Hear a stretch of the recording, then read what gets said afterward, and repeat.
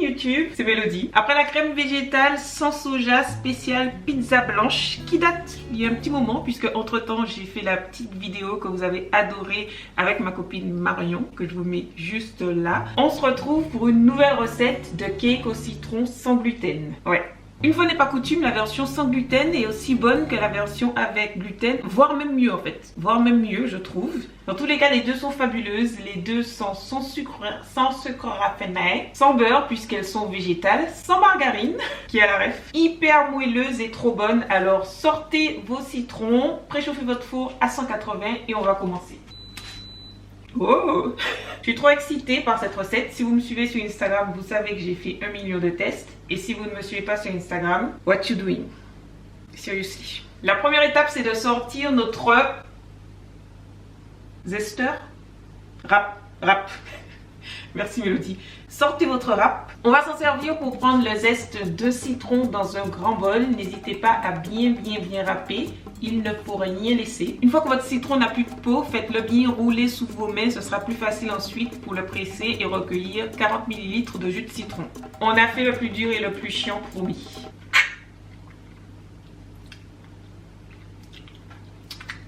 On ajoute au citron 80 g de purée d'amandes blanches ou de purée de cajou et on fouette pour bien mélanger avant d'ajouter progressivement 160 ml d'eau si on fait la version sans gluten et 120 ml d'eau si on fait la version avec gluten. Pour le sucrant, il vous faudra impérativement du sirop d'agave pour avoir la texture que je vais avoir. Il faut en mettre 140 g sans que ce soit sucré excessivement. C'est une recette qui est plus sucrée que mes recettes habituelles, je pense, tout simplement parce que mon objectif c'est toujours d'avoir un équilibre entre le goût, la texture, la gourmandise et le côté healthy. C'est toujours mieux de mettre la bonne dose de sucrant et de prendre du plaisir et de la gourmandise à manger une part plutôt que de retirer du sucrant, de ne pas trouver que c'est authentique, de ne pas trouver que c'est bon, d'être frustré et finalement de se jeter sur autre chose. Concernant la farine, pour la version classique, il s'agit de blé ou de grand épeautre blanche, pas de difficulté à la trouver. On en met 280 g. Pour la version sans gluten, c'est ce mix spécifiquement qui donne ce résultat incroyable. Je le trouve sur Aurore Market, tous les détails seront dans la barre d'infos. Et il faut en mettre 220 g. Avant de mélanger, on verse par-dessus la farine une cuillère à soupe de levure chimique ou de poudre à lever, puis 60 g d'huile pour la version sans gluten et 80 g d'huile pour la version avec gluten. Comme d'habitude, quand je ne précise pas, ça veut dire que vous pouvez utiliser l'huile que vous voulez. Le mieux, c'est d'avoir un goût neutre.